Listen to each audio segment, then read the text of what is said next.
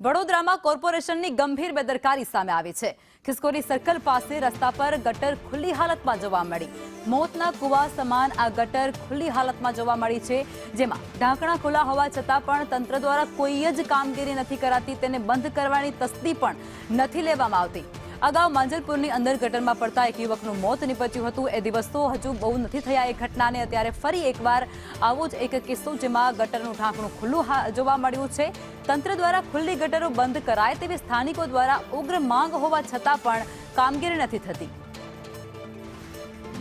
બે દિવસથી આ જે ગટરનું ઢાંકણું છે ખુલ્લું પડ્યું છે, એક મોતનો કૂવો કહેવાય ને એ રીતનું મોતનો કૂવો છે ને એની બિલકુલ બાજુમાં બીજી ગટર છે, એનું બી ઢક્કન ખુલ્લું છે।